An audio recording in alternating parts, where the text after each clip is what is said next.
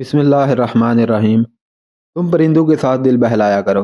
سپاہ گری اس انسان کے لیے ایک خطرناک کھیل ہے جو عورت اور شراب کا دل دادا ہو۔ یہ تاریخی الفاظ صلاح الدین ایوبی نے اپنے چچا زاد بھائی خلیفۃ الصالح کے ایک امیر سیف الدین کو لکھے تھے۔ ان دونوں نے صلیبیوں کو درپردہ مدد، زر و جواہرات کا لالچ دیا اور صلاح الدین ایوبی کو شکست دینے کی سازش کی۔ میر سیف الدین اپنا مال و متاع چھوڑ کر بھاگا۔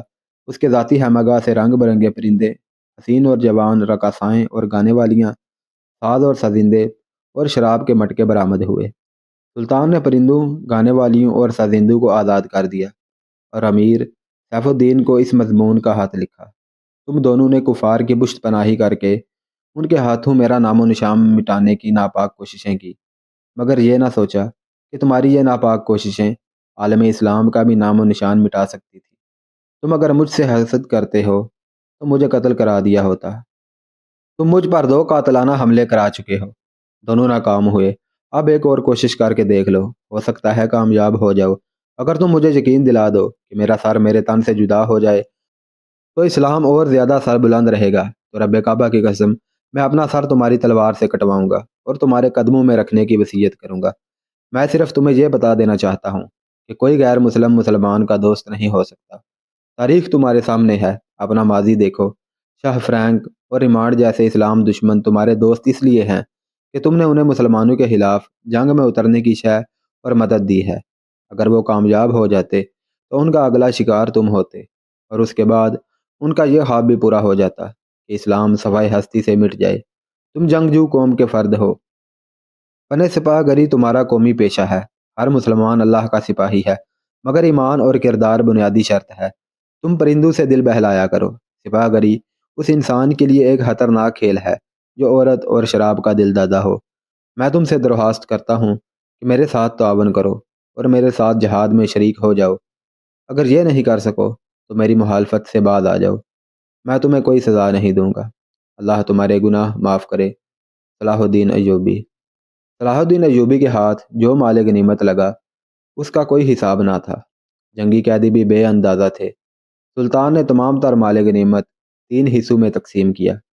ایک حصہ جنگی قیدیوں میں تقسیم کر کے ان کو رہا کر دیا، دوسرا حصہ اپنے سپاہیوں اور غرباء میں تقسیم کیا، اور تیسرا حصہ مدرسہ نظام الملک کو دے دیا۔ اس نے اسی مدرسے سے تعلیم حاصل کی تھی، نہ خود کچھ رکھا اور نہ اپنے کسی جرنیل کو کچھ دیا۔ اس کا نتیجہ یہ ہوا کہ جنگی قیدی، جن میں بہت سے مسلمان تھے اور باقی غیر مسلم، رہا ہو کر سلطان کے کیمپ میں جمع ہو گئے اور سلطان کی اطاعت قبول کر کے اپنی خدمات فوج کے لیے پیش کر دی۔ ایوبی کی کشادہ ظرفی اور عظمت دور دور تک مشہور ہو گئی۔ اس سے پہلے حسن بن صباح کے پر اسرار فرقے فدائی، جنہیں یورپی مورخین نے قاتلوں کا گروہ لکھا ہے، سلطان ایوبی پر 2 بار قاتلانہ حملے کر چکے تھے، لیکن اللہ نے اس عظیم مرد مجاہد سے بہت کام لینا تھا۔ دونوں بار ایک معجزہ ہوا جس میں یہ مرد مجاہد بال بال بچ گیا۔ سلطان پر تیسرا قاتلانہ حملہ اس وقت ہوا جب وہ اپنے مسلمان بھائیوں اور صلیبیوں کی سازش کی چٹان کو شمشیر سے ریزہ ریزہ کر چکا تھا۔ امیر سیف الدین میدان جنگ سے بھاگ گیا تھا، مگر وہ سلطان کے خلاف بغض اور کینہ سے باز نہیں آیا۔ اس نے حسن بن صباح کے قاتل فرقے کی مدد حاصل کی۔ حسن بن صباح کا فرقہ اسلام کی آستین میں سانپ کی طرح پل رہا تھا۔ اس کا تفصیلی تعارف بہت ہی طویل ہے، مختصر یہ کہ جس طرح زمین سورج سے دور ہو کر گناہوں کا گہوارہ بن گئی ہے، اسی طرح حسن بن صباح نامی ایک شخص نے اسلام سے الگ ہو کر نبیوں اور پیغمبروں والی عظمت حاصل کرنے کا منصوبہ بنایا۔ وہ اپنے آپ کو مسلمان ہی کہلاتا رہا اور ایسا گروہ بنا لیا جو طلسماتی طریقوں سے لوگوں کو اپنا پیروکار بناتا۔ اس مقصد کے لیے اس گروہ نے نہایت حسین لڑکیاں، نشہ آور جڑی بوٹیاں، ہپناٹزم اور چرب زبانی جیسے طریقے اپنائے۔ بہشت بنائی جس میں جا کر پتھر بھی موم ہو جاتے تھے۔ اپنے مخالفین کو قتل کرانے کے لیے ایک گروہ تیار کیا گیا۔ قتل کے طریقے خفیہ اور پر اسرار ہوتے تھے۔ اس فرقے کے افراد اس قدر چالاک، ذہین اور نڈر تھے کہ بھیس بدل کر بڑے بڑے جرنیلوں کے باڈی گارڈ بن جاتے تھے، اور جب کوئی پر اسرار طریقے سے قتل ہو جاتا تو قاتلوں کا سراغ ہی نہیں مل پاتا تھا۔ کچھ عرصہ بعد یہ فرقہ قاتلوں کا گروہ کے نام سے مشہور ہوا۔ یہ لوگ سیاسی قتل کے ماہر تھے، زہر بھی استعمال کرتے تھے جو حسین لڑکیوں کے ہاتھوں شراب میں دیا جاتا تھا۔ بہت مدت تک یہ فرقہ اسی مقصد کے لیے استعمال ہوتا رہا۔ اس کے پیروکار فدائی کہلاتے تھے۔ سلطان صلاح الدین ایوبی کو نہ تو لڑکیوں سے دھوکہ دیا جا سکتا تھا اور نہ ہی شراب سے۔ وہ ان دونوں سے نفرت کرتا تھا۔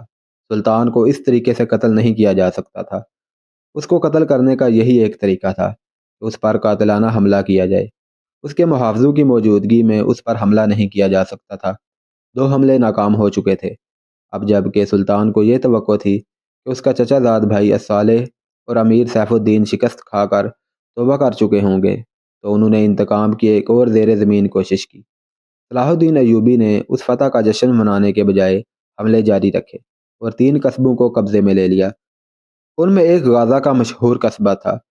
اسی قصبے کے گرد و نواح میں ایک روز سلطان صلاح الدین ایوبی امیر جاول الاسدی کے خیمے میں دوپہر کے وقت غنودگی کے عالم میں سستا رہے تھے۔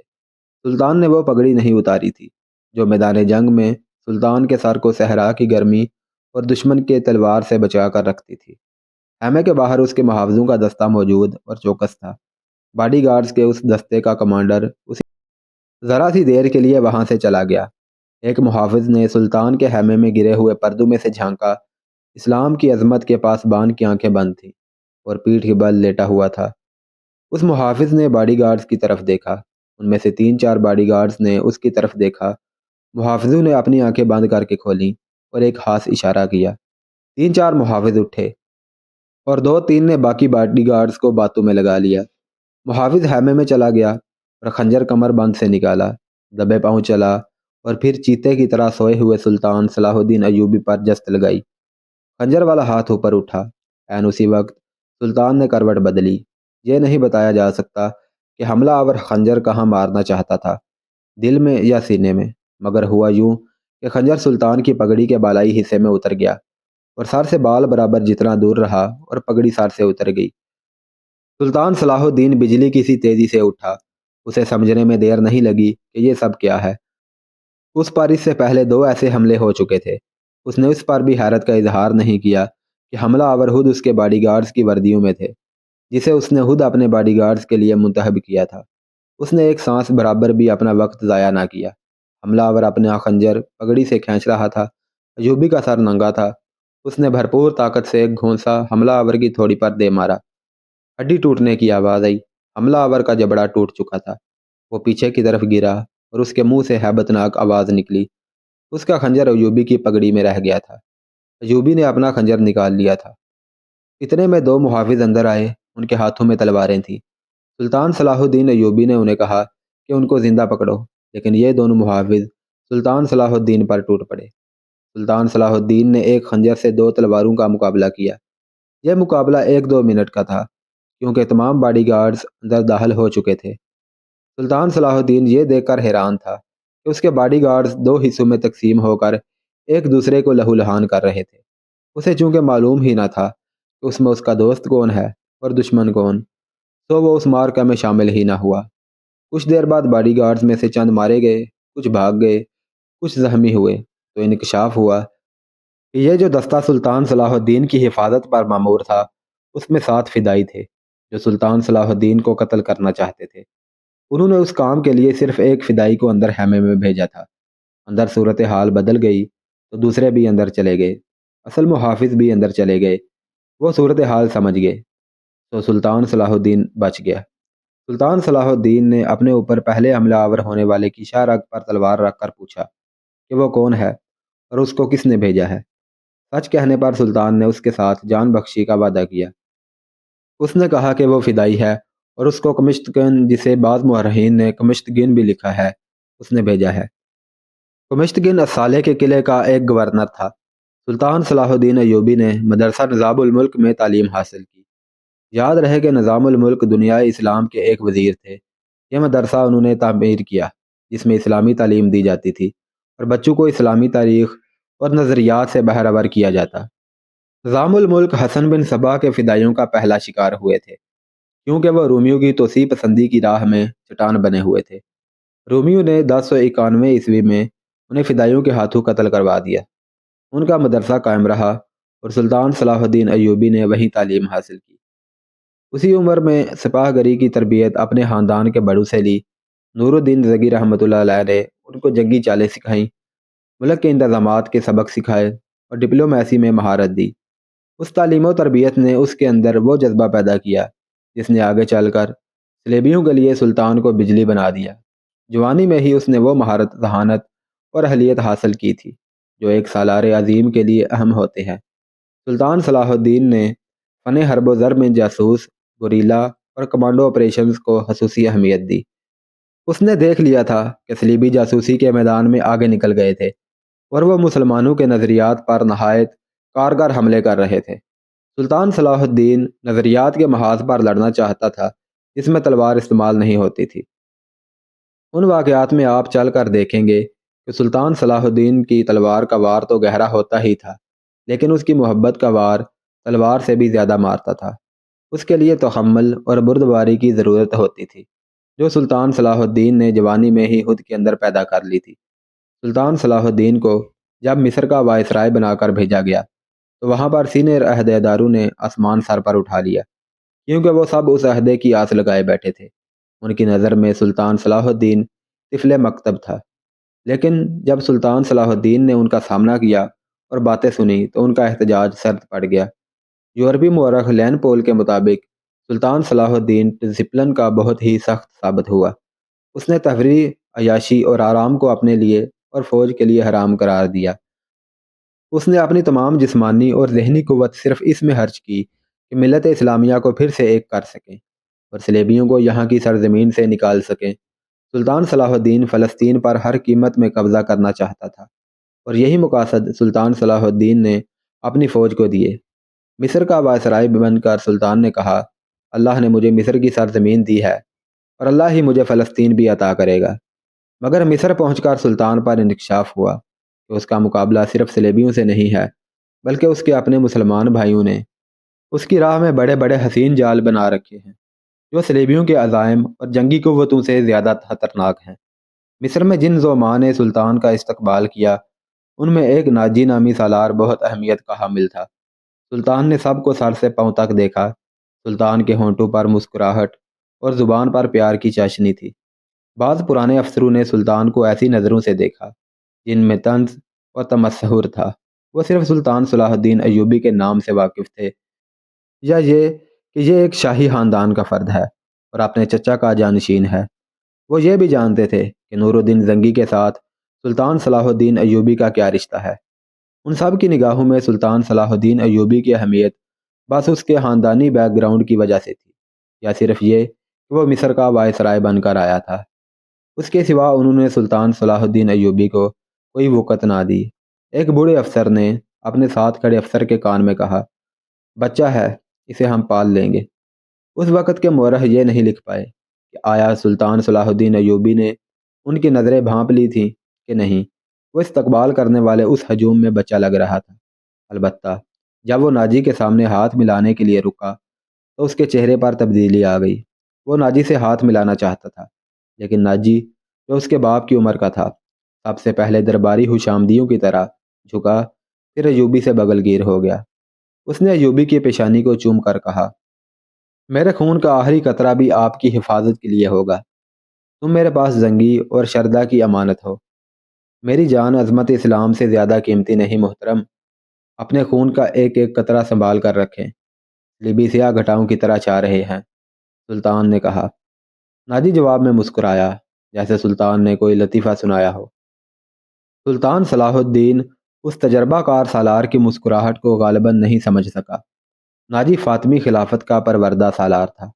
وہ مصر میں باڈی گارڈز کا کمانڈر ان چیف تھا جس کی نفری 50,000 تھی اور ساری کی ساری نفری سوڈانی تھی۔ یہ فوج اس وقت کے جدید ہتھیاروں سے لیس تھی اور یہی فوج ناجی کا ہتھیار بن گئی تھی جس کے زور پر ناجی بے تاج بادشاہ بن گیا تھا۔ وہ سازشوں اور مفاد پرستوں کا دور تھا۔ اسلامی دنیا کی مرکزیت ختم ہو گئی تھی۔ صلیبیوں کی بھی نہایت دلکش تحریب کاریاں شروع رہیں۔ زر پرستی اور تعیش کا دورہ تھا۔ جس کے پاس ذرا سی بھی طاقت تھی وہ اس کو دولت اور اقتدار کے لیے استعمال کرتا تھا۔ سوڈانی باڈی گارڈ فوج کا کمانڈر ناجی مصر میں حکمرانوں اور دیگر سربراہوں کے لیے دہشت بنا ہوا تھا۔ اللہ نے اس کو سازش ساز دماغ دیا تھا۔ ناجی کو اس کے دور کا بادشاہ ساز کہا جاتا تھا۔ بنانے اور بگاڑنے میں خصوصی مہارت رکھتا تھا۔ اس نے سلطان صلاح الدین کو دیکھا تو اس کے چہرے پر ایسی مسکراہٹ آئی جیسے ایک کمزور اور خفیف بھیڑ کو دیکھ کر ایک بھیڑیے کے دانت نکل آتے ہیں۔ سلطان صلاح الدین اس زہر ہندہ کو سمجھ نہیں سکا۔ سلطان صلاح الدین کے لیے سب سے زیادہ اہم آدمی ناجی ہی تھا، کیونکہ وہ 50,000 باڈی گارڈز کا کمانڈر تھا اور سلطان صلاح الدین کو فوج کی بہت اشد ضرورت تھی۔ سلطان صلاح الدین سے کہا گیا کہ حضور بڑی لمبی مسافت سے تشریف لائے ہیں، پہلے آرام کر لیں۔ تو سلطان صلاح الدین نے کہا، میرے سر پر جو دستار رکھی گئی ہے میں اس کے لائق نہ تھا، اس دستار نے میری نیند اور آرام ختم کر دیا ہے۔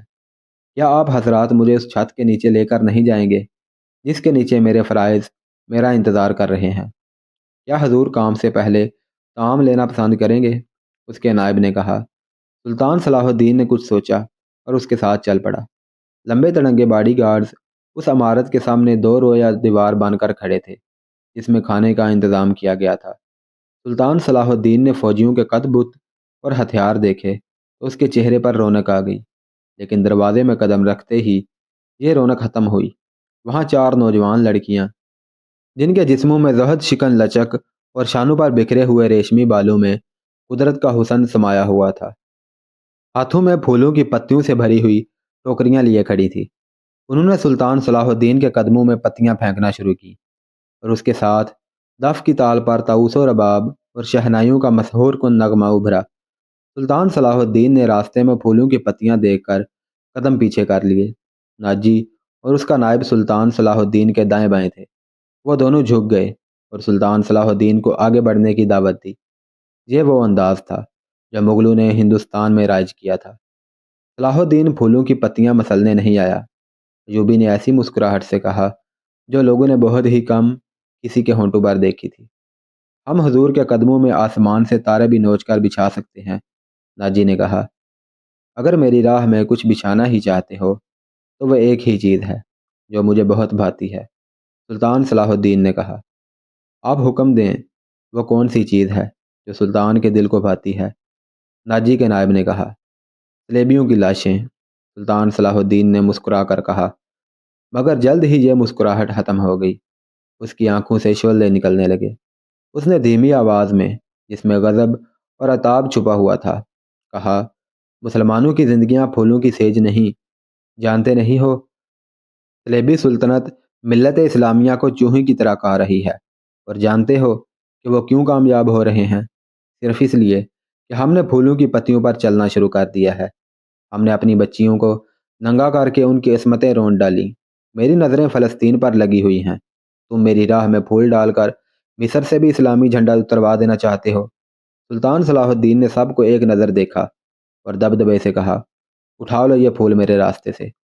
میں ان پر قدم رکھا تو میری روح چھلنی ہو جائے گی۔ ہٹا دو ان لڑکیوں کو میری آنکھوں سے، ایسا نہ ہو کہ کہیں میری تلوار ان کی زلفوں میں الجھ کر بیکار ہو جائے۔ حضور کی جاہ حشمت، مجھے حضور نہ کہو۔ سلطان صلاح الدین نے بولنے والوں کو یوں ٹوک دیا جیسے تلوار سے کسی کی گردن کاٹ دی ہو۔ سلطان صلاح الدین نے کہا، حضور وہ ہے جس کے نام کا تم کلمہ پڑھتے ہو، جن کا میں غلام بے دام ہوں۔ میری جان فدا ہو اس حضور پر جن کے مقدس پیغام کو میں نے سینے پر کنندہ کر رکھا ہے۔ میں یہی پیغام لے کر مصر آیا ہوں۔ سلیبی مجھ سے یہ پیغام چھین کر بحیرہ روم میں ڈبو دینا چاہتے ہیں، شراب میں ڈبو دینا چاہتے ہیں۔ میں بادشاہ بن کر نہیں آیا۔ لڑکیاں کسی کے اشارے پر پھولوں کی پتیاں اٹھا کر وہاں سے ہٹ گئی تھیں۔ سلطان تیزی سے دروازے کے اندر چلا گیا۔ ایک وسیع کمرہ تھا جس میں ایک لمبی میز رکھی گئی تھی جس پر رنگا رنگ پھول بکھرے ہوئے تھے۔ ان کے بیچ روسٹ کیے ہوئے بکروں کے بڑے بڑے ٹکڑے، سالم مرغ اور جانے کیا کیا رکھا گیا تھا۔ سلطان صلاح الدین رک گیا اور اپنے نائب سے کہا کہ کیا مصر کا ہر ایک باشندہ ایسا ہی کھانا کھاتا ہے؟ نہیں حضور، غریب تو ایسے کھانے کا خواب بھی نہیں دیکھ سکتے۔ نائب نے کہا، تم کس قوم کے فرد ہو؟ سلطان صلاح الدین نے کہا، کیا ان لوگوں کی قوم الگ ہے جو ایسے کھانوں کا خواب بھی نہیں دیکھ سکتے؟ کسی طرف سے کوئی جواب نہیں آیا۔ اس جگہ جتنے ملازم ہیں، جتنے سپاہی ڈیوٹی پر ہیں، ان سب کو بلاؤ اور یہ کھانا ان کو دے دو۔ سلطان صلاح الدین نے ایک روٹی اٹھائی، اس پر 2-3 بوٹیاں رکھیں، نہایت تیزی سے روٹی کھا کر پانی پیا اور باڈی گارڈز کے کمانڈر ناجی کو ساتھ لے کر اس کمرے میں چلا گیا جو وائس رائے کا دفتر تھا۔ 2 گھنٹے بعد ناجی دفتر سے نکلا، دوڑ کر اپنے گھوڑے پر سوار ہوا، ایڑ لگائی اور نظروں سے اوجھل ہوا۔ رات ناجی کے دو کمانڈر جو اس کے ہمراز تھے بیٹھے اس کے ساتھ شراب پی رہے تھے۔ ناجی نے کہا، جوانی کا جوش ہے، تھوڑے دنوں میں ٹھنڈا کرا دوں گا۔ کم وقت جو بھی بات کرتا ہے کہتا ہے، رب کعبہ کی قسم، صلیبیوں کو ملت اسلامیہ سے باہر نکال کر ہی دم لوں گا۔ صلاح الدین ایوبی، ایک کمانڈر نے تنزیہ کہا، اتنا بھی نہیں جانتا کہ ملت اسلامیہ کا دم نکل چکا ہے، اب سوڈانی حکومت کریں گے۔ کیا آپ نے اسے بتایا نہیں کہ یہ 50,000 کا لشکر سوڈانی ہے، اور یہ لشکر جسے وہ اپنی فوج سمجھتا ہے صلیبیوں کے خلاف نہیں لڑے گا؟ دوسرے کمانڈر نے ناجی سے پوچھا، تمہارا دماغ ٹھکانے ہے اوروش؟ میں اسے یقین دلا آیا ہوں کہ یہ 50,000 سوڈانی شیر صلیبیوں کے پر ہچے اڑا دیں گے، لیکن ناجی چپ ہو کر سوچ میں پڑ گیا۔ لیکن کیا؟ اس نے مجھے حکم دیا ہے کہ مصر کے باشندوں کی ایک فوج تیار کرو۔ اس نے کہا ہے کہ ایک ہی ملک کی فوج ٹھیک نہیں ہوتی۔ اس نے بولا کہ مصر کی فوج بنا کر ان میں شامل کر دو۔ ناجی نے کہا، تو آپ نے کیا جواب دیا؟ میں نے کہا کہ حکم کی تعمیل ہوگی، لیکن میں اس حکم کی تعمیل نہیں کروں گا۔ ناجی نے جواب دیا، مزاج کا کیسا ہے؟ اوروش نے کہا، ضد کا پکا معلوم ہوتا ہے۔ ناجی نے کہا، آپ کے دانش اور تجربے کے آگے تو وہ کچھ بھی نہیں لگتا۔ نیا نیا امیر مصر بن کر آیا ہے، کچھ روز یہ نشہ طاری رہے گا۔ دوسرے کمانڈر نے کہا، میں یہ نشہ اترنے نہیں دوں گا، اسی نشے میں ہی بدمست کر کے ماروں گا۔ ناجی نے جواب دیا۔ بہت دیر تک وہ سلطان کے خلاف باتیں کرتے رہے اور اس مسئلے پر غور کرتے رہے کہ اگر سلطان نے ناجی کے بے تاج بادشاہی کے لیے خطرہ پیدا کر دیا تو وہ کیا کریں گے۔ ادھر سلطان اپنے نائب کو سامنے بٹھائے یہ بات ذہن نشین کرا رہا تھا کہ وہ یہاں حکومت کرنے نہیں آیا اور نہ ہی کسی کو حکومت کرنے دے گا۔ اس نے انہیں کہا کہ اس کو جنگی طاقت کی ضرورت ہے، اور اس نے یہ بھی کہا کہ اس کو یہاں کا فوجی ڈھانچہ بالکل پسند نہیں آیا۔ 50,000 باڈی گارڈز سوڈانی ہیں، ہمیں ملک کے ہر باشندے کو یہ حق دینا چاہیے کہ وہ ہماری فوج میں آئے، اپنے جوہر دکھائے اور مال غنیمت میں سے اپنا حصہ وصول کرے۔ یہاں کے عوام کا معیار زندگی اسی طرح بلند ہو سکتا ہے۔ میں نے ناجی کو کہہ دیا ہے کہ وہ عام بھرتی شروع کر دے۔ کیا آپ کو یقین ہے کہ وہ آپ کے حکم کی تعمیل کرے گا؟ ایک ناظم نے اس سے پوچھا۔ کیا وہ حکم کی تعمیل سے گریز کرے گا؟ وہ حکم کی تعمیل سے گریز کر سکتا ہے، وہ حکم کی تعمیل نہیں اپنی منواتا ہے۔ فوجی امور اس کے سپرد ہیں، ناظم نے جواب دیا۔ سلطان ایوبی خاموش ہوا، جیسے اس پر کچھ اثر ہی نہ ہوا ہو۔ اس نے سب کو رخصت کر دیا اور صرف علی بن سفیان کو اپنے ساتھ رکھا۔ علی بن سفیان جاسوس اور جوابی جاسوسی کا ماہر تھا۔ اسے سلطان بغداد سے اپنے ساتھ لایا تھا۔ وہ ادھیڑ عمر آدمی تھا، اداکاری، چرب زبانی اور بھیس بدلنے کا ماہر تھا۔ اس نے جنگوں میں جاسوسی کی بھی اور جاسوسوں کو پکڑا بھی تھا۔ اس کا اپنا ایک گروہ تھا جو آسمان سے تارے بھی توڑ لا سکتا تھا۔ سلطان کو جاسوسی کی اہمیت سے واقفیت تھی۔ فنی مہارت کے علاوہ علی بن سفیان میں وہی جذبہ تھا جو سلطان ایوبی میں تھا۔ تم نے سنا علی، یہ لوگ کہتے ہیں کہ ناجی کسی سے حکم نہیں لیتا، اپنی منواتا ہے۔ صلاح الدین نے کہا، ہاں میں نے سن لیا ہے۔ اگر میں چہرے پہچاننے میں غلطی نہیں کرتا تو میری رائے میں باڈی گارڈز کا یہ کمانڈر جس کا نام ناجی ہے ناپاک ذہنیت کا مالک ہے۔ اس کے مطابق میں پہلے سے ہی کچھ جانتا ہوں۔ یہ فوج جو ہمارے خزانے سے تنخواہ لے رہی ہے دراصل ناجی کی ذاتی فوج ہے۔ اس نے حکومتی حلقوں میں ایسی ایسی سازشیں کی ہیں جس نے حکومتی ڈھانچے کو بے حد کمزور کر دیا ہے۔ آپ کا یہ فیصلہ بالکل بجا ہے کہ فوج میں ہر خطے کے سپاہی ہونے چاہیے۔ میں آپ کو تفصیلی رپورٹ دوں گا۔ مجھے شک ہے کہ سوڈانی فوج اس کی وفادار ہے، ہماری نہیں۔ آپ کو اس فوج کی ترتیب اور تنظیم بدلنی پڑے گی یا ناجی کو سبق دوش کرنا پڑے گا۔ علی بن سفیان نے کہا، میں اپنے ہی صفوں میں اپنے دشمن پیدا نہیں کرنا چاہتا۔ ناجی اپنے گھر کا بھیدی ہے، اس کو سبق دوش کر کے دشمن بنا لینا دانش مندی نہیں۔ ہماری تلواریں غیروں کے لیے ہیں، اپنوں کا خون بہانے کے لیے نہیں۔ میں ناجی کی ذہنیت کو پیار اور محبت سے بدل سکتا ہوں۔ تم اس فوج کی ذہنیت معلوم کرنے کی کوشش کرو اور مجھے ٹھیک رپورٹ دو کہ فوج کہاں تک ہماری وفادار ہے۔ سلطان صلاح الدین نے کہا، مگر ناجی اتنا کچا نہیں تھا۔ اس کی ذہنیت پیار اور محبت کے بکھیڑوں سے آزاد تھی۔ اسے اگر پیار تھا تو اپنے اقتدار اور شیطانیات کے ساتھ۔ اس لحاظ سے وہ پتھر تھا، مگر جسے وہ اپنے جال میں پھنسا لینا چاہتا تھا اس کے سامنے موم بن جاتا تھا۔ اس نے سلطان صلاح الدین کے سامنے یہی رویہ اختیار کیا، یہاں تک کہ وہ سلطان صلاح الدین کے سامنے بیٹھتا بھی نہیں تھا، ہاں میں ہاں ملاتا چلا جاتا تھا۔